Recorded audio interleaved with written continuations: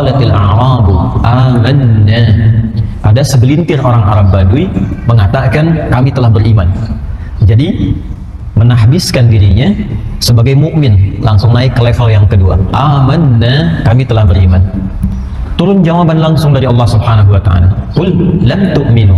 Katakan Muhammad sallallahu alaihi wasallam, kalian belum naik ke level mukmin. Walakin qulu aslamna. Tapi katakan baru di level yang pertama, baru muslim. Walamma yadkhulul imanu fi qulubikum. Sementara iman yang diucapkan di lisan itu belum sampai ke dalam hatinya, belum sampai ke dalam jiwanya. Jadi baru mengalir di lisan, baru berucap asyhadu an la ilaha illallah wa asyhadu anna muhammadan rasulullah. Itu kalau kalimat sampai ke dalam hati, maka nanti berubah dari sekedar muslim menjadi mukmin. Bila sampai ke dalam hati, maka nanti dalam hati akan dipancarkan kepada seluruh bagian tubuh kita sebagai pertanda keimanan kita kepada Allah Subhanahu wa taala. Nah, pancaran ini nanti akan dieksekusi oleh seluruh bagian tubuh kita yang menandakan kita betul-betul beriman. Karena itu nanti tiga bagian ini disebut dengan iqrarun bil lisan wa tasdiqun bil qalbi wal amalu bil jawarih. Diungkapkan dengan lisan, dibenarkan sampai ke dalam hati, dibuktikan lewat perangkat tubuh kita. Pembuktian lewat perangkat tubuh itulah yang disebut dengan ibadah namanya. Pembuktian pertamanya itu datang lewat sholat. Dan sholat ini adalah pembuktian iman pertama yang diamalkan, ditampakkan, bahkan menjadi risalah pertama seluruh nabi dan rasul yang pernah bertugas di muka bumi. Jadi semua nabi, rasul, muslim beriman kepada Allah, mukmin, yakin dengan itu semua, dan pembuktian pertama keimanannya itu dengan sholat. Nabi Musa alaihi salam ketika pertama kali dikonfirmasi ketauhidannya kepada Allah dan membuktikan keislaman dan keimanannya, perintah pertamanya membuktikan lewat sholat. Itu ada di Quran surah ke-20 Taha di ayat ke-14. Innani anallahu la ilaha illa ana. Itu kalimat tauhid. Pembuktiannya di mana? Fa'budni. Kata Allah, innani anallahu, sungguh saya tegaskan saya itu Allah. La ilaha illa ana. Tidak ada yang layak dipertuhankan dan disembah.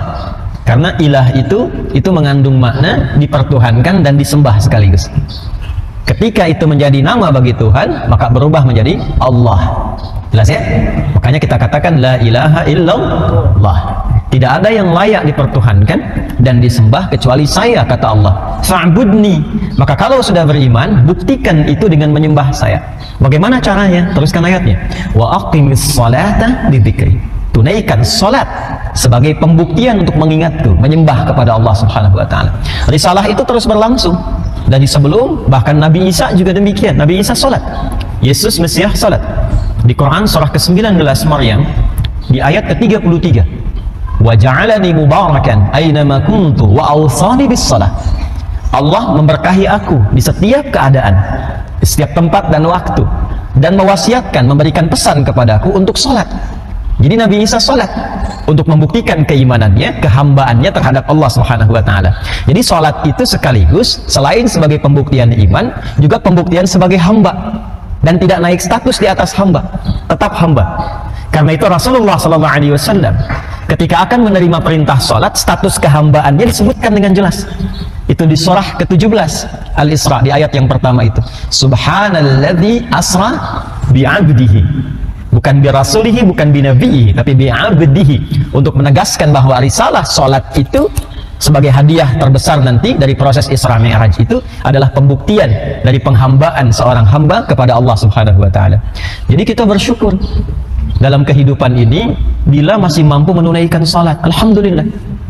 Artinya komitmen keyakinan kita, keberimanan kita kepada Allah Subhanahu wa taala kita telah wujudkan, dan perwujudan pertama kali itu melalui salat.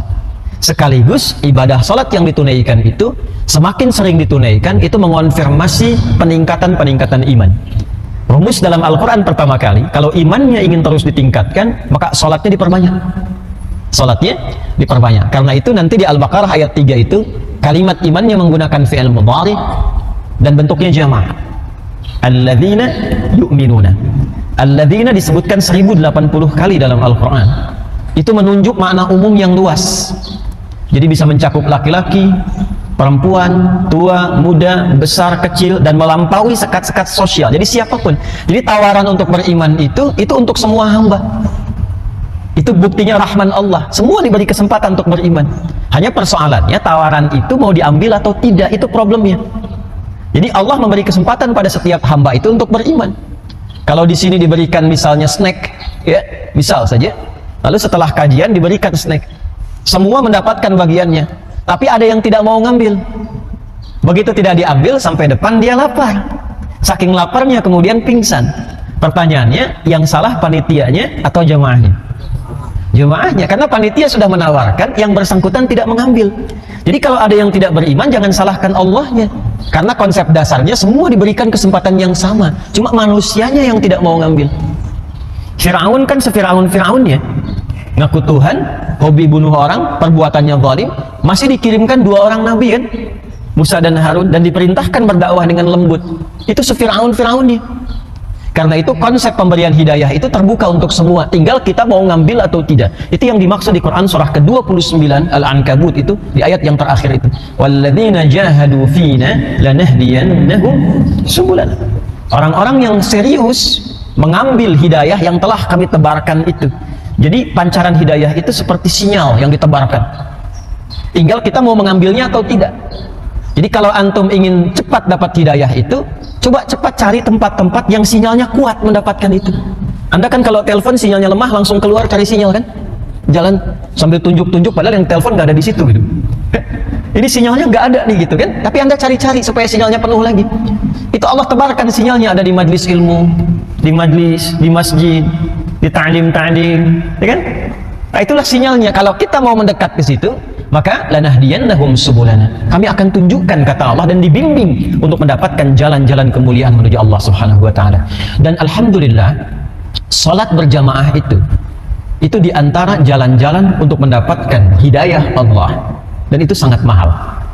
Biasanya diantara sekian surah-surah yang dibacakan oleh imam itu bukan sekedar permohonan yang ditujukan kepada Allah, tapi umumnya mewakili pesan-pesan penting yang menjadi kebutuhan seluruh jamaah yang menunaikan salat. Kadang-kadang unik Pak Ibu, kita itu para imam kadang menyiapkan surat tertentu untuk dibaca, tapi ketika salat itu bisa berubah. Bisa demikian itu. Ya, tadi dibacakan Quran surah ke-25 Al-Furqan tadi. Tadi itu dari ayat 68 sampai ayat 75. Surah ke-25 ayat 68 sampai dengan 75. Saya singkat saja pesan kuat yang penting di ayat tadi itu. Utamanya di ayat 70 dan 75-nya. Utamanya ya di ayat 70 dan 75-nya. Jadi ini tawaran langsung dari Allah Subhanahu wa taala, tidak ada di antara kita yang sempurna. Idealnya semua menjadi ibadur rahman, hamba-hamba Allah yang penyayang, sikapnya yang lembut, yang baik, yang toleran dalam konteks kebaikan. Tapi kadang ada yang terperosok dalam keburukan. Lisan salah tutur, telinga salah dengar, mata salah tatap, bahkan ada yang melakukan dosa-dosa yang besar, tapi selalu diberi kesempatan oleh Allah untuk kembali. Maka di ayat 70-nya, illa man taba wa amana wa amila amalan salihah. Maka orang-orang yang mungkin pernah merasa salah itu bisa kembali menjadi soleh, kata Allah. Kalau dia mau kembali, taubat. Taubat itu kembali kepada jalan-jalan kebaikan. Jadi bahasa Quran itu indah sekali. Tidak ada memang yang sempurna di antara manusia yang bukan nabi dan rasul itu. Ya. Tapi kemuliaan manusia itu, hamba yang salah itu terletak kepada keinginan kuatnya untuk selalu berusaha menjadi soleh. Jadi yang dituntut dari kita itu usahanya. Karena itu saya sering berkata, Allah itu sangat mencintai seorang pelaku maksiat yang gemar bertaubat dibandingkan dengan orang soleh yang tidak pernah merasa salah. Ya. Jadi kalau kita mau kembali, itu disukai oleh Allah. Taubat dan tinggalkan perbuatan-perbuatan buruk itu. Lalu kuatkan imannya, isi dengan amal soleh. Apa ciri orang yang telah berhasil menjadi soleh itu? Maka diteruskan ayatnya, ya, faulaika yubaddilullahu anhum sayyi'atihim hasanat. Ini ciri yang penting Pak Ibu. Orang kalau sudah taubat itu, kata Allah, ciri diterima taubatnya, maka berganti perbuatan salah yang sebelumnya dilakukan dengan perbuatan soleh yang konsisten dikerjakan. Jadi kalau kita bertaubat dari dosa mata, misal melihat yang salah nih, seringkali terdorong untuk melihat gambar yang tidak baik, lalu taubat, maka ciri diterima taubatnya itu, yang salah ini berganti menjadi soleh, tidak ingin lagi melihat gambar yang tidak baik. tontonan yang tidak bagus. Dari situ beralih kepada yang baik-baik. Maka kalau ini konsisten dikerjakan, Allahu Akbar, ayat 75-nya. Ulaika yujzauna al-ghurfata bima sabaru. Maka orang-orang ini menggunakan bentuk jamak nih Pak. Ya, kalau jamak itu pekerjaannya tidak sendirian. Jadi kalau di keluarga ini orang tua ngajak anak-anaknya, suami dengan istri kompak. Jadi di rumah tontonan-tontonannya diganti menjadi yang lebih baik. Bacaan-bacaannya diganti dengan yang lebih soleh. Dirumuskan di mana sekolahnya, di mana bekerjanya, di mana belajarnya. Itu kalau kompak seperti itu dan bersabar menjalaninya, bersabar. Kalimat pertamanya sabar. Itu Allah menyiapkan satu tempat khusus untuk keluarga ini di surga. Dan cara masuknya itu disambut. Disambut tahiyatan wa salama. Disambut kalau di tafsirnya di Quran surah 13, ditafsir di Quran surah Ar-Ra'd ayat 23 sampai 24, itu keluarga besar ini akan saling bergandengan masuk ke dalam surga dan disambut oleh para malaikat di setiap pintu-pintu surga. Jadi masuknya lewat surga Aden, kan 8 pintu surga itu. Ya, jadi masuk dia lewat surga Aden, nanti malaikat menyambut di setiap pintu-pintu surga. Dan luar biasanya dikonfirmasi di ayat ini, Quran surah ke-25 di ayat 75 itu dikonfirmasi nanti di Quran surah 13 ayat 23 dan 24 dengan kalimat yang sama tentang sabarnya. Ya, jannatu adnin yadkhulunaha wa man salaha min abaihim wa azwajihim wa dhurriyyatihim wal malaikatu yadkhuluna alaihim min kulli bab salamun alaikum bima sabartum fa ni'ma uqbad dar. Maka orang-orang ini, kata Allah, ini langsung dari Al-Quran. Saya selalu mengatakan, posisikan Al-Quran itu bukan sekedar kita bacaan, tapi surat-surat bimbingan yang Allah langsung berikan kepada kita. Jadi kalau baca Quran itu, rasakan itu untuk kita. Posisikan diri kita itu sebagai penerima perintah. Bukankah dari Al-Fatihah sampai An-Nas itu disebut dengan surah? Ya kan? Bapak Ibu, saya sering katakan begini, kalau terpisah dengan anak misalnya, sedang sekolah pesantren 3 tahun tidak bertemu, tiba-tiba dapat surat dari anak, senang tidak? Senang ya? Kita dapat surat dari orang tua yang nggak pernah berjumpa dulu selama berapa masa, senang ya? Sekarang Allah kirim surat kepada kita, 114 surat yang belum tampak dalam pandangan kita, yang selalu memberikan rahmat, perhatian, ampunan, pemaafan. Kirim surat 114 surat lewat manusia utama yang terpilih Sayyidina Muhammad SAW sampai ke kita. Maka kata para ulama, surat itu posisikan untuk kita isinya. Disampaikan lewat Rasulullah, dicontohkan cara membaca dan mengamalkannya, tujuannya sampai ke kita. Jadi kalau baca Quran itu rasakan ayatnya untuk kita. Jannatu 'adnin yadkhulunaha. Itu beda ketika hanya sekedar membaca dengan merasakan bahwa firman ini untuk kita. Kata Allah, "Hei kamu ini, aku sudah siapkan surga. Ini untuk keluarga kamu. Tapi kamu harus bersiap untuk memasukinya. Ini amalannya." Bila dikerjakan amalan-amalan itu, kata Allah, ini anaknya bisa menggandeng bapak ibunya, bisa menggandeng pasangannya, keluarga besar masuk ke dalam surga. Yang paling menarik, wal malaikatu yadkhuluna 'alaihim min kulli bab. Malaikat datang menyelamati dari setiap pintu surga. Masuk memberikan selamat. Apa kalimat pertama yang diucapkan malaikat? Ternyata bukan karena hebat amalnya, bukan karena banyak salatnya, bukan karena banyak hafalan Qurannya, bukan karena banyak infaknya. Salamun alaikum bima sabartum. Tapi karena banyak sabarnya. Ternyata sabar itu mahal, Pak, Bu. Sabar, Bu, ya, kalau mendidik anak-anak menjadi soleh. Sabar, karena di situ ternyata kunci untuk mendapatkan rahmat Allah itu. Sabar, ikhwan. Bapak yang sedang mencari nafkah dengan cara yang halal, sabar. Karena ternyata setiap gerak langkahnya itu pahalanya ada di situ. Dan peluh, keringat, capek, lelah, itu ternyata yang punya nilai di hadapan Allah. Itu kalimat pertama malaikat itu sabarnya. Bukan karena selamat mendapatkan penghasilannya, bukan karena selamat karena anaknya di wisuda hafal Qurannya, bukan. Yang indah itu sabarnya. Karena itu kenikmatan wisuda, khatmul Quran itu, hafalan Quran itu ternyata bukan karena hasilnya selesai menghafal, bukan. Karena tahapan-tahapan yang dilalui dengan kesabaran itu telah tuntas dilewati. Makanya kenapa banyak penghafal Quran ketika di wisuda itu banyak terharu dan menangis itu, karena merasakan perjuangan saat mulai menghafalnya. Itu poinnya. Nah, ini yang kita dapatkan di subuh ini. Saya kira kalau kita berusaha untuk membaca Quran pelan-pelan dengan terjemahan, ya setiap hari lah diusahakan walaupun cuma 1 ayat. Nanti ketika kita sholat dan mendengar imam membacakan ayat apapun, itu rasanya akan berbeda. Karena ada petunjuk-petunjuk berkehidupan yang selalu selaras dengan apa yang kita jalani dalam aktivitas harian kita. Jelas sampai di sini? Itu mukaddimah pertemuan kita subuh kali ini. Jadi saya tidak menginginkan kita sholat tapi tidak memahami yang kita dapatkan dalam sholat kita. Kurang lebih yang dibacakan imam demikian tadi maknanya. Sekarang pembahasan pentingnya bagaimana kita mengondisikan diri kita supaya mendapati anugerah-anugerah yang setidaknya garis besarnya telah disampaikan dalam bacaan sholat subuh tadi. Itu adalah materi pembuka yang akan kita tampilkan di kesempatan subuh kali ini. Bismillahirrahmanirrahim. Ada 4 golongan manusia. Saya ulangi. Ada 4 golongan manusia yang diisyaratkan di dalam Al-Quran di pembuka surah Al-Baqarah, tepatnya dari ayat yang pertama sampai ayat ke-20.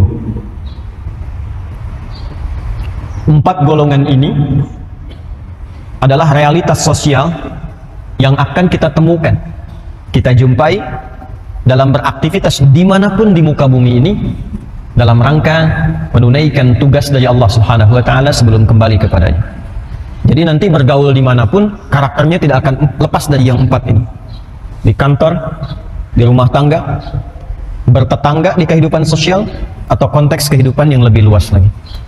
Dan dari 4 ini, nanti kita akan temukan satu golongan paling ideal yang menjadikan kita lebih mendekat kepada Allah, dan itu yang dijamin oleh Allah mendapatkan tempat yang disiapkan, yang disebutkan tadi di Quran surah ke-25 di ayat 75 itu. Kita mulai dengan golongan yang pertama. Golongan pertama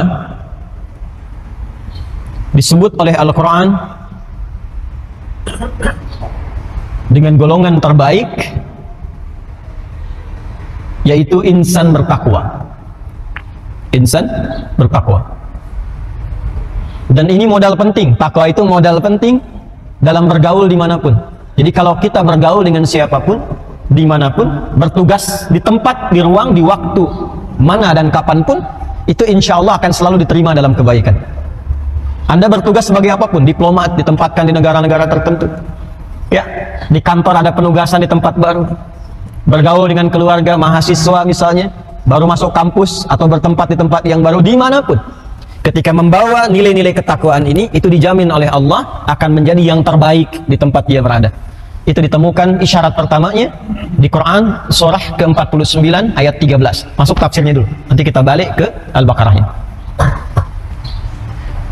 Quran surah ke-49 Al-Hujurat ayat 13. A'udzubillahi minasyaitonirrajim. Bismillahirrahmanirrahim. Ya ayyuhan nas, hei semua manusia tanpa kecuali. Ingat ya, manusia itu pernah saya sampaikan setidaknya disebut dengan 5 nama dalam Al-Quran. Setidaknya ada 5 nama pokok. Nanti lain waktu kalau ingin lebih detail kita ngaji di kesempatan berbeda. Ada disebut dengan Bashar.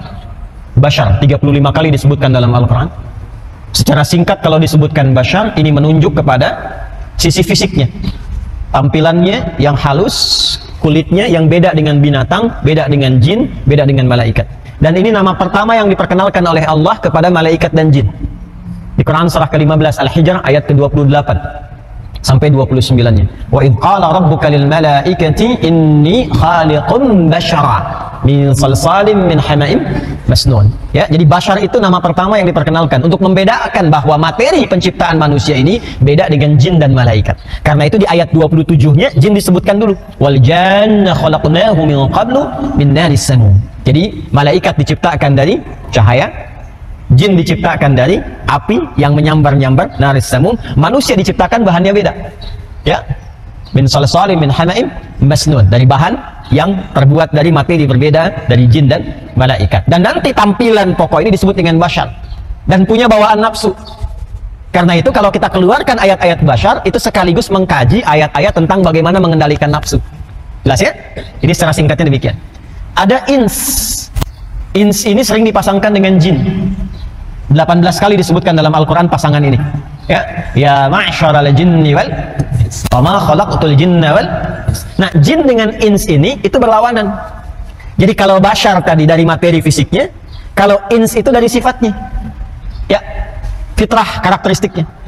Jin punya 3 arti, lawannya ins punya 3 arti dari sifat karakternya. Jin tersembunyi, ins itu tampak, kelihatan. Karena itu jin disebut dengan jin karena fitrahnya tersembunyi. Materinya dari api yang menyambar, sifat karakternya tersembunyi. Jadi jin itu pada asalnya itu tidak boleh melakukan penampakan karena fitrahnya tersembunyi. Jadi kalau ada jin melakukan penampakan, itu jin sedang mengalami persoalan. Sedang punya masalah, sedang bergeser dari fitrahnya. Ya, apalagi manusia yang cari-cari penampakan jin. Nah, jadi jin itu harus sembunyi, Pak. Ya, Bu, jadi jangan takut sama jin. Ya, jangan takut sama jin itu. Karena jin itu sifatnya tersembunyi, nggak nampak. Nggak nampak. Lawannya manusia, ins, tampak. Sebaliknya, kalau jin itu tersembunyi, nampak bermasalah, manusia itu mesti tampak. Jadi kalau ada manusia punya karakter suka sembunyi-sembunyi, itu sama dengan, bukan, sama dengan sedang punya persoalan. Ya, suami ibu pulang ke rumah sembunyi-sembunyi misalnya. Ya, harusnya lewat depan, lewat jendela belakang. Nah, itu sedang punya masalah itu. Ya. Nah, buka handphone sembunyi-sembunyi, nggak mau ketahuan tuh. Ya, nah, itu juga sedang punya persoalan. Ibu cari dompet suami sembunyi-sembunyi, nah itu ada masalah itu. Itu karakternya demikian, jelas ya? Allahumma sayyiban nafi'an. Ins itu lembut, halus, lembut, baik. Lawannya jin, kasar. Karena itu jin itu punya karakteristiknya yang kasar. Ya, makanya sekalipun dia misalnya melakukan penampakan atau merasuki orang-orang tertentu, tidak akan merubah orang kerasukan jin menjadi lembut, tidak, pasti kasar. Pernah lihat orang kesurupan jadi lembut? Tidak ada ya. Nah, manusia itu sebaliknya halus, lembut. Jadi yang makhluk halus itu kita sebetulnya, bukan jin. Ya, terlahir sebagai makhluk yang lembut, halus. Nah, ini nanti bahasanya di akhlak, di adab. Kenapa manusia tiba-tiba ada yang kasar? Itu keluar dari fitrah itu. Jadi kalau lisannya tiba-tiba jadi kasar, tangannya jadi kasar, kakinya jadi kasar, mencela orang sembarangan, kita itu saking lembutnya, muncul ayat-ayat itu dalam Al-Quran yang melarang kita berperilaku kasar. Gak boleh saling mencela. Kan ada di Quran surah Al-Hujurat ayat 11 itu. Ya ayyuhalladzina amanu la yasra qaumin qaum la yaghtab ba'dukum ba'd. Jangan bikin hoax, jangan berbuat kasar, karena itu menyalahi fitrah. Apa penyebab itu semua? Babnya akhlak. Nanti ngajinya bab terpisah, ini kan cuman sekilas saja. Ya. Yang ketiga nanti cenderung membentuk sifat harmoni. Ya, sifat harmoni, kompak, bekerja sama, baik. Karena itu nanti jamak dari kata ins itu menjadi nas. Disebutkan 241 kali dalam Al-Quran. Aktivitasnya disebut dengan insan, 65 kali disebutkan dalam Al-Quran. Dari bangun tidur sampai tidur lagi. Cari semua kata insan dalam Al-Quran, turunkan menjadi kurikulum. Itu aktivitas kita. Jamaknya disebut dengan nas, dengan sifat sosialnya. Apa hubungan dengan golongan pertama tadi? Nah, ini yang mau kita tuntaskan. Jadi kalau sudah membentuk jamak, insan aktivitasnya, nas sifatnya. Ya, ins itu sifatnya, insan aktivitasnya, bashar bawaan nafsunya, Bani Adam keturunan genealoginya sampai dengan ke Adam. Sifat sosialnya, dimanapun insan ini beraktivitas, baik itu di rumah berkeluarga, di kantor, di kehidupan sosial, maka berubah menjadi nas namanya. Maka di Al-Hujurat ayat 13, panggilannya bukan ins, bukan bashar, bukan insan, bukan Bani Adam, tapi ya ayyuhan nas. Kalau sudah nas, itu artinya mencakup makna ins, mencakup makna insan, sekaligus terkandung sifat bashar di dalamnya, dan terbawa genealoginya sampai Nabi Adam alaihissalam. Jadi sampai dengan nasab kita ke Nabi Adam alaihissalam, berkehidupan, itu punya sifat sosial yang nggak mungkin hidup sendiri. Makanya Adam dan Hawa itu saat turun ke bumi dan ditakdirkan oleh Allah kemudian membawa misi, itu pertama kali disebutkan di Quran itu sifat kekeluargaannya dulu yang melahirkan keturunan. Itu yang dimaksud An-Nisa ayat pertama itu. Ya ayyuhan nasu taqu rabbakumul ladzi khalaqakum min nafsin wahidah wa khalaqa minha zawjaha wa batta minhuma rijalan katsiran wa nisaa. Jadi dari Adam dan Hawa kata Allah akan melahirkan generasi keturunan, nggak bisa hidup sendiri. Di sifat kita ini nggak bisa sendirian, Pak, Ibu. Jadi kalau kita itu sadar kita bukan makhluk individu, nggak akan angkuh dalam berkehidupan karena kita butuh orang lain. Harus disadari itu. Ya, dan Allah pun menciptakan Adam tidak sendirian. Adam itu diciptakannya dengan lawan jenisnya, Adam dan Hawa. Tolong ingat kata-kata ini ya, Adam dan Hawa, bukan Adam dan Hendra. Adam dan Hawa. Lahir keturunan dari situ. Nah, keturunan ini disebutkan, diisyaratkan di Quran akan berganti generasi dan mungkin menempati tempat-tempat yang berbeda. Jadi nggak sama semua. Teruskan ayatnya ke Quran surah 49 ayat 13. Ya ayyuhan nasu inna khalaqnakum min dzakarin wa untha wa ja'alnakum syu'uban wa qaba'il. Kami jadikan anak keturunan Adam itu akan berganti generasi sampai kehidupan dunia berakhir, dan tempatnya akan berbeda-beda, tidak sama semua. Ini yang datang ke ta'lim ini pun kan nggak semua dari Bekasi kan? Ya? Yang paling jauh dari mana? Oh, ada yang paling jauh di sini dari mana? Bandung, jauh sekali itu. Ada yang dari Bandung. Sumatera ada? Ya? Tuh, ini mungkin asalnya nggak akan sama semua. Ada yang dari Sumatera, ada yang dari Kalimantan, dari macam-macam, bermukim di sini. Bahkan sukunya bisa tidak sama. Wa qabail. Menariknya apa? Teruskan ayatnya. Lita'arafu. Desain kehidupan ini supaya bekerja sama, membangun harmoni, kompak, menyukseskan misi kita di bumi. Nah, cara membangun misi ini supaya sukses, belum selesai ayatnya. Inna akramakum indallahi atqakum. Ini poinnya, yang ingin saya dapatkan. Setiap orang yang beraktivitas di bumi, kata Allah, berinteraksi dengan siapapun, maka yang paling mulia, yang paling hebat, yang paling ideal di antara mereka adalah orang yang paling mampu memaksimalkan takwanya. Jadi kalau Bapak Ibu ingin bergaul dimanapun, ingin sukses, ingin baik, maka yang pertama, tingkatkan dulu kualitas diri kita itu menjadi bagian golongan pertama ini, menjadi bagian dari golongan orang takwa. Ini sudah desain Allah ini. Ya, ingat ya. Setiap pencipta itu sifat dasarnya, logikanya akan tahu dengan apa yang diciptakan. Orang yang buat handphone kan tahu dengan isi handphone kan? Allah yang menciptakan kita maha tahu tentang kehidupan kita. Jadi bukan hanya tentang diri kita, tentang kehidupan kita semuanya. Nah, Allah itu sudah menetapkan, membuat aturan. Kalau ingin gampang hidupnya, ingin mulia hidupnya, ingin sukses hidupnya, ingin bahagia hidupnya, maka hal pertama yang harus dilakukan adalah coba berusaha mentransformasikan diri, menjadikan diri kita itu termasuk golongan orang yang bertakwa. Jaminannya, dimanapun Anda beraktivitas, kata Allah, inna akramakum indallahi atqakum. Allah telah menetapkan indallahi, yang paling mulia, yang paling hebat, istimewa di antara kalian, siapa yang paling tinggi nilai takwanya. Sekarang pertanyaannya, ya Allah, bagaimana cara kami menjadikan diri kami termasuk bagian orang takwa itu? Sehingga kalau dibawa ke rumah tangga, jadi suami bertakwa, sukses rumah tangga. Jadi istri bertakwa, sukses rumah tangga. Jadi anak bertakwa, sukses kehidupannya. Jadi bos, direktur bertakwa, sukses pekerjaannya. Jangan salah. Jangan salah. Dan ini hal pertama yang dilakukan oleh Nabi saat Allah menurunkan bimbingan merubah masyarakat jahiliyah. Jahiliyah itu kan ada semua di situ, yang buruk-buruknya. Pezina ada nggak di jahiliyah? Komplit, bukan hanya ada, komplit dengan semua jenis zina ada di dalamnya. Pembunuh ada, perampok ada, pembegal satu kampung, begal semua. Gifar itu kan kampung begal itu. Gifar itu kampung begal. Tokohnya namanya Jundub bin Junadah. Masuk Islam, dibimbing jadi takwa, merubah isi kampungnya semua dari pembegal jadi orang baik semua. Maka beliau mempopulerkan namanya dengan nama kampungnya. Alih-alih disebut Jundub bin Junadah, memperkenalkan dengan saya dari Gifar. Jadi bangga akhirnya. Jadi kebanggaan. Ya, dari Gifar tambahkan alif lam di depannya, tutup ujungnya dengan i, jadi Al-Ghifari. Dikenal dengan Abu Dzar Al-Ghifari. Itu asalnya dari kampung begal. Masuk Islam, berubah jadi bagus. Bahkan paling populer termasuk yang meriwayatkan hadis-hadis Nabi SAW. Dan di antara hadis yang banyak diriwayatkan itu hadis tentang takwa. Biasanya beliau berduet dengan Mu'adz bin Jabal. Coba cek di Al-Arba'in itu, yang karya Imam An-Nawawi itu ya, 42 hadis. Hadis nomor 18 coba dilihat tuh. An Jundub bin Junadah wa Mu'adz bin Jabal radhiyallahu taala anhuma qala Rasulullah sallallahu alaihi wasallam ittaqillaha haitsuma kunta wa atbi sayyi'atal hasanata tamhuha. Itu yang meriwayatkan mantan begal. Itu hadis takwa yang dibawa itu merubah kepribadian. Siapa yang nggak kenal Umar bin Khattab, Amr bin As, Khalid bin Walid? Itu semua berubah. Dan kalau kita teliti, setiap karakteristik sahabat Nabi itu punya kekhususan sendiri, nggak sama semua. Kita bisa katakan Utsman pebisnis, Abdurrahman bin Auf pebisnis, Abu Bakar juga demikian, As-Siddiq radhiyallahu taala anhum jami'an. Tapi setiap orang ini punya ciri khas yang berbeda, nggak sama semua, nggak sama. Dan memang ternyata bab bisnis pun dalam hadis Kitabul Buyung itu ragamnya bisa banyak, Pak. Jadi kalau kita mau detail dikeluarkan itu, ada banyak fikihnya bisa keluar itu. Ya, ada jadi broker misalnya, penyalur. Abdurrahman bin Auf itu kan asalnya broker tuh, penyalur kambing. Ya, itu ada fikihnya nanti. Utsman bin Affan investasi di properti, ada itu. Maka sekarang pun boleh jadi ada yang bisnis properti ya. Bisa jadi itu.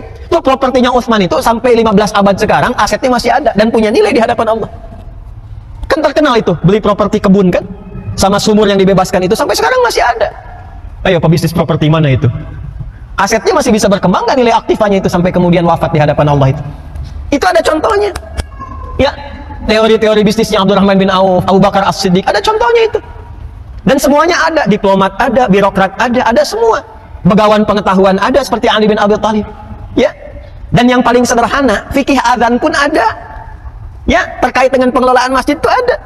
Jadi harus bangga itu. Kalau para muadzin tahu fikihnya Bilal, oh jadi kebanggaan, udah nggak akan ngerjain yang lain lagi. Bilal itu prinsipnya sederhana. Adzan. Allahu Akbar, Allahu Akbar. Selesai adzan Nabi komen. Sahabat like, di-share sampai ke kita. Apa komen Nabi? Aku mendengar suara terumpah Bilal di surga. Kurang lebih demikian. Kama sadaqa Rasulullah sallallahu alaihi wasallam. Ya, Bilal mendengar itu luar biasa responnya.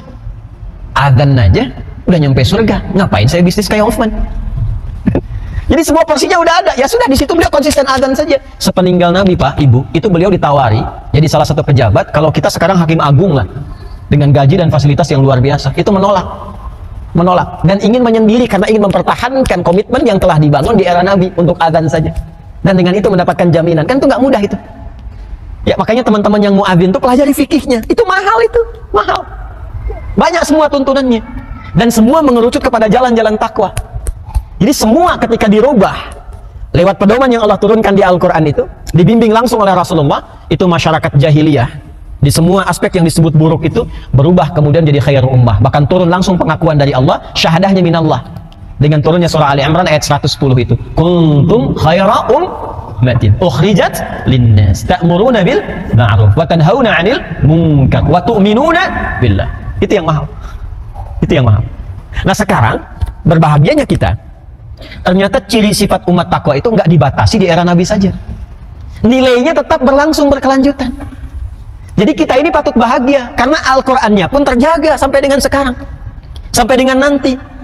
Satu-satunya kitab di muka bumi yang terjaga keadaannya dari lafadznya, maknanya, pedomannya, sampai bahkan kehidupan berakhir, sampai kembali kepada Allah, hanya Al-Quran.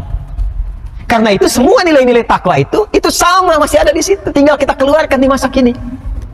Dan selalu salihun likulli zaman wal makan, sesuai dengan kebutuhan zamannya. Itu dahsyatnya Quran. Jadi dibaca, dipelajari, diamalkan di era Nabi, di era setelahnya, di kini sampai akan datang, itu selalu sesuai dengan kebutuhan zamannya. Itu yang coba kita keluarkan. Pertanyaan besarnya, bagaimana membentuk pribadi ideal sebagai orang takwa di hadapan Allah? Maka cirinya ada 4. Cirinya ada berapa? 4. Amalannya 4 ya. Amalan pertama,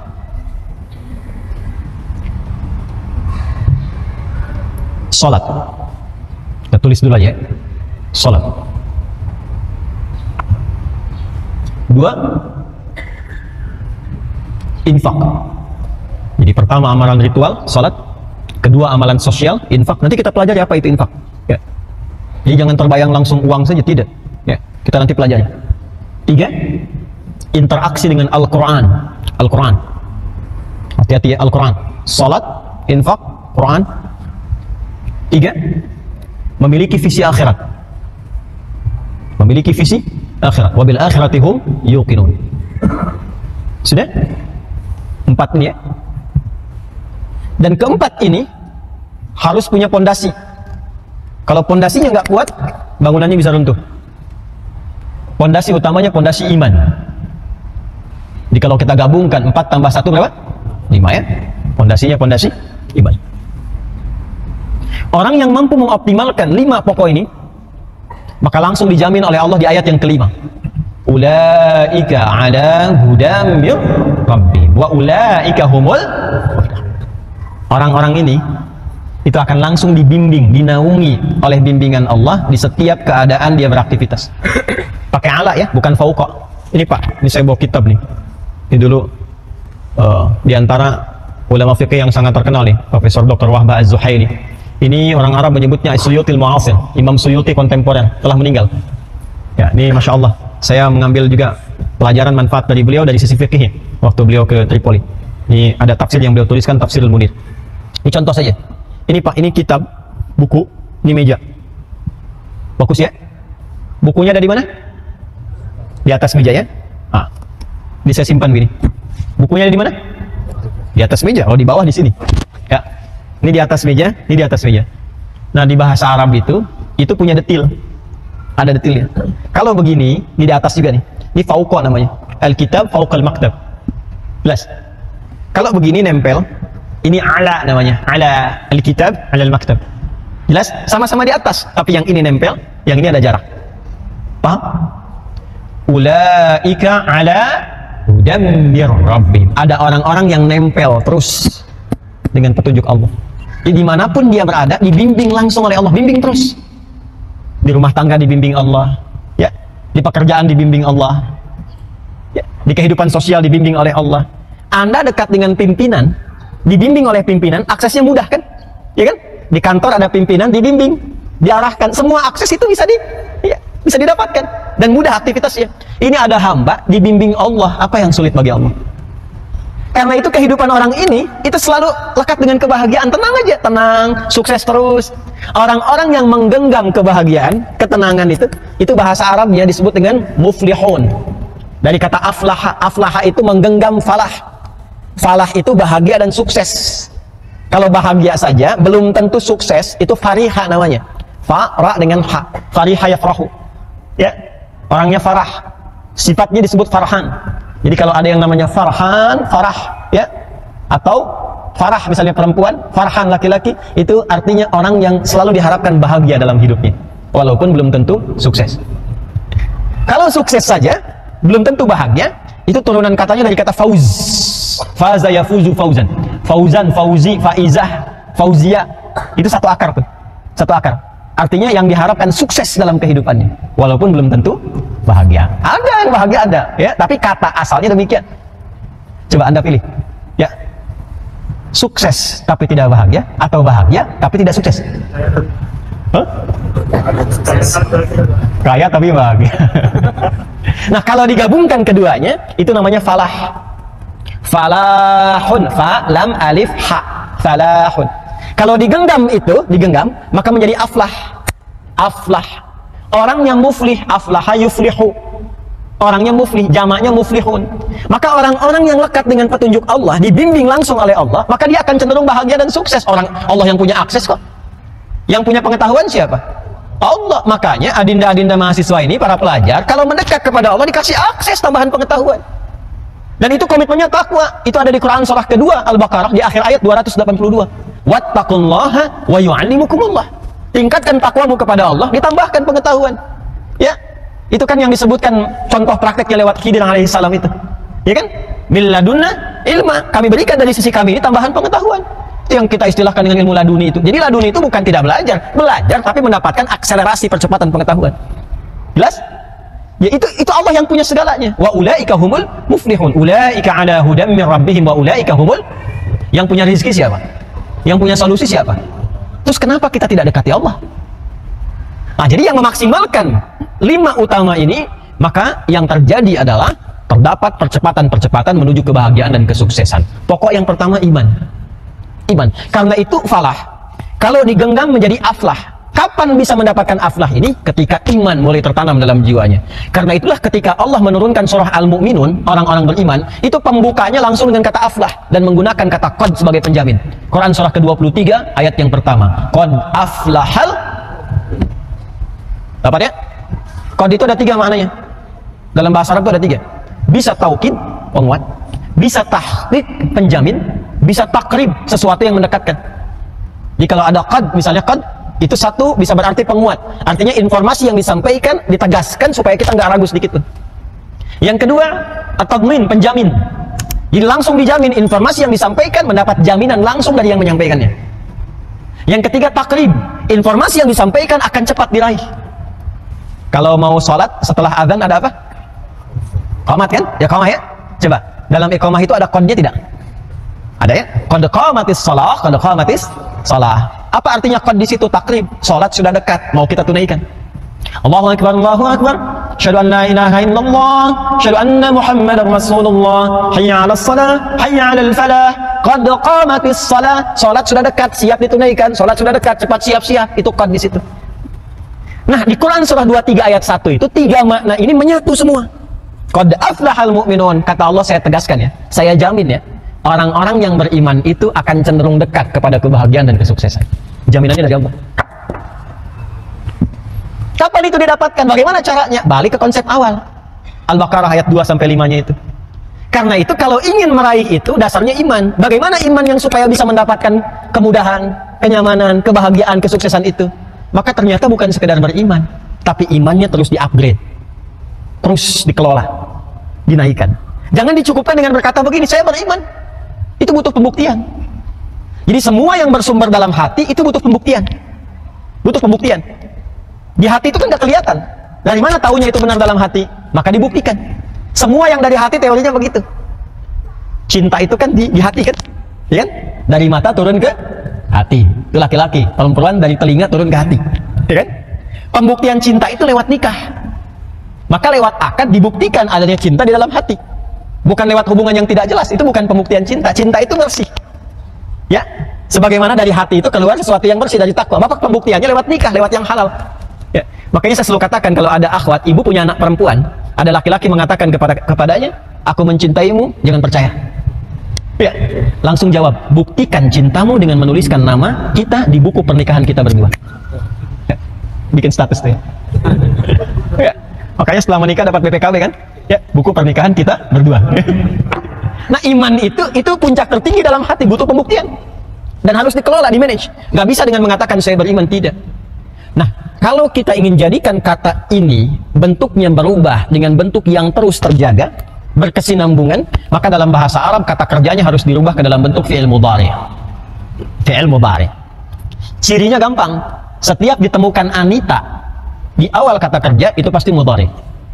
Anita itu hamzah, nun, ya, dan ta. Hamzah, nun, ya, dan ta. Ibu Anita, ibu hamzah, ibu nun, ibu ya, dan ibu ta. Ada hamzahnya, ada nunnya, ada ya-nya, ada ta-nya. Kalau ingin bentuk jama, tambahkan un di ujungnya. Depannya Anita, ujungnya un. Amana, itu bentuk dasar. Kalau kita ingin rubah dalam bentuk Anita, misal tambahkan ya depannya, ujungnya jadikan un. Jadi yu'minun. Maka bentuknya menjadi jama dan sifatnya progresif terus berlangsung. Coba di Al-Baqarah ayat 3 itu. 3 itu kalimatnya apa? Alladzina yu'minun. Jadi kalau ingin menjadi orang takwa, jangan cukupkan mengatakan saya beriman, tapi kelola iman itu agar terus bertambah dan naik. Jelas? Bagaimana caranya? 4. Yuk kita turunkan. 1, tadi sudah ditulisannya. Memperbanyak sholat. Memperbanyak sholat. Sholat secara hukum ada 2 jenis. Umumnya, 1 yang diwajibkan, kedua yang disunnahkan. Yang wajib itu disebut fardu, yang sunnah disebut dengan nafilah. Yang wajib itu ada 5. Seperti kita ketahui, subuh, zuhur, asar, maghrib, isya. Yang sunnah, nafilah, menunya banyak. Ada menu yang menyertai subuh, pagi, siang, sampai ke malam. Jadi kalau salat sunnah, itu menunya menyertai hampir perjalanan waktu dari mulai subuh, ketemu subuh lagi. Bebas, menunya banyak. Kembalikan dulu ke Al-Baqarah, perhatikan mushafnya. Lafaz salat, itu ada 3 jenis lafaz.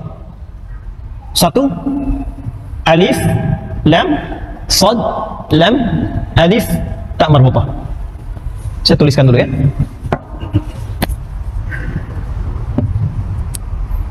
Saya tuliskan supaya mudah untuk diketahui. Bentuk pertama itu gini. Bismillah. 1 itu gini. Alif, lam, sad, lam, alif, tak marbutah. Gini. Yang kedua gini. Alif, lam, sad, lam, waw, alif, tak maftuhah. Yang ketiga begini. Alif, lam, sad, lam, waw, alif tegap, fathah tegap, tak marbutah. Gini. Kalau yang pertama begini, ini artinya sekali sholat. 1 kali sholat. Jelas? Sekali saja. tunggal, mufrad, singular. Kalau yang kedua gini, ini bentuknya jama', tapi ada batasnya. Al-jama'ul mahdud, jama' tapi terbatas. Karena itu bentuk yang kedua yang seperti ini, kalau tersebut di dalam Al-Quran yang bermakna ibadah sholat, itu maknanya sholat fardu yang wajib itu. Ada berapa jumlahnya? Berapa waktu? 5 kan? Berapa rakaat? 17. 5 waktu 17 rakaat. Kalau 5 itu jama' atau tunggal? Jama'. Tapi jama' ini harus terbatas. Jadi nggak boleh melebihi 17 rakaat, nggak boleh lebih, nggak boleh kurang. Harus tetap 5 waktu, harus 17 rakaat. Ya, jadi kalau ada yang 16 rakaat, berarti sholat subuhnya cuma 1 rakaat. Karena konsep dasarnya, online-nya, nomor online-nya 24-4-3-4 kan? 2 subuh, 4 zuhur, 4 asar, 3 maghrib, 4 isya. Ya, jadi kalau kita ingin online dengan Allah, passwordnya 24-4-3-4. Waktunya sudah diatur. Karena itu ketika Allah menyebutkan supaya kita menjaga waktu sholat ini, yang fardu ini, yang pokok ini, itu kalimatnya menggunakan ini. Ya, bentuk yang kedua. Dicek di Al-Baqarah ayat 238. Quran surah 2 ayat 238. Paling kanan sebelah pojok di atas. Hafidhu 'alas salawati was salatil wusta wa qumu lillahi qanitin. Saling menjaga di antara kalian. Bentuknya pakai hafadha yuhafidhu. Pakai ilmu sharafnya. Bukan hafidha yahfadhu, tapi hafadha yuhafidhu. Kalau hafadha itu maknanya saling. Jadi harus saling mengingatkan. Ya. Makanya kita kan punya jadwal sholat ya. Di-share tuh kalau bikin status, kalau mau cari pahala jangan yang aneh-aneh. Ya, udah aja update jadwal sholat seputar Bekasi. Al-Azhar punya akun misalnya kan, akun media sosial. Boleh upload tuh jadwal sholat sekitar Jaka Sampurna dan sekitarannya misalnya. Wah, itu pahalanya banyak. Orang lihat dari situ kemudian dia sholat, dapat pahala itu. Ya, dapat pahala. Nah, ini bentuk yang pertama ini, as-salawat. Bentuk yang kedua dalam konteks jamak maksudnya. Yang ketiga yang ini. Alif lam shad lam waw fathah tegak ta marbutah. Ini menarik nih bentuknya nih. Bentuknya ini terlihat seperti tunggal, tapi ternyata maknanya menggabungkan ya bentuk jama yang luas. Jadi kalau ada bentuk yang ketiga ini, itu maknanya jama dan melampaui jumlah bilangan yang kedua. Ya, maknanya jama melampaui jumlah bilangan yang kedua. Artinya tidak ada batas di dalamnya. Kalau dibawa ke dalam bentuk sholat, artinya sholat yang ditunaikan bila diungkapkan dengan bentuk yang ketiga ini, maka sifatnya membawa sifat jama' melebihi yang fardu. Jadi kalau ada sholat fardu yang 5 pokok itu, yang 17 rakaat, kalau di luar yang fardu namanya apa tadi? Sunnah, nafilah. Maka kalau ada bentuk seperti ini, tidak cukup pada yang fardunya, tapi plus dengan nafilahnya yang sunnahnya. Wajib plus sunnah. Oh. Coba lihat Al-Baqarah ayat 3. Bentuknya pakai yang pertama, kedua atau ketiga? Coba lihat di mushaf. Oh? Harus yang ketiga. Gak mungkin yang pertama, apalagi yang kedua. Coba lihat. Alladzina yu'minuna bil ghaib wa yuqimunas shalah. Coba lihat. Salat di situ bentuknya yang ketiga kan? Alif, lam, shad, lam, waw, fathah tegak, ta marbutah. Jadi kalau ingin menjadi takwa, takwa itu kan golongan spesial.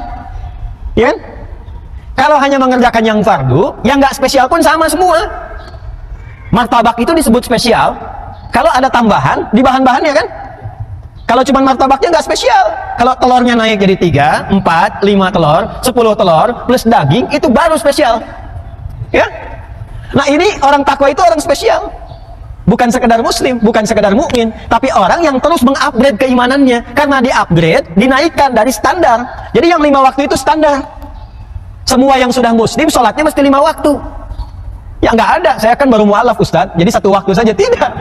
Sama aja baru masuk Islam dengan setelah berislam, terus berislam, itu tetap 5 waktu yang fardu. Tapi kalau ingin naikkan standar itu menjadi takwa, maka tambah dengan yang sunnahnya. Tambah dengan nafilahnya. Nah, tinggal kewajiban kita itu menurunkan menu-menunya. Apa saja menu yang nafilah itu, supaya meningkat kualitas menjadi takwa. Makanya ketika Allah menambahkan menu di dalam Al-Quran untuk tambahan sholat itu, yang nafilah-nafilah itu, maka keistimewaannya diikutkan. Contoh, di antara ayat yang menyandingkan waktu sholat fardu dengan yang sholat nafilah, plus dengan jenisnya, buka Quran surah 17 Al-Isra. Surah 17. Al-Isra itu kan yang mendapatkan peristiwa Isra ya, dan Mi'raj sehingga mendapatkan ibadah salat. Ayat 78. Ayat 78 sampai 80 lah. 78 sampai 80. Kita berhenti sebentar lagi insyaallah. Ada ayatnya? Ayat 78 untuk yang 5 waktu. Aqimis salata liduluki syamsi ila ghasaqil laili wa qur'anal fajr.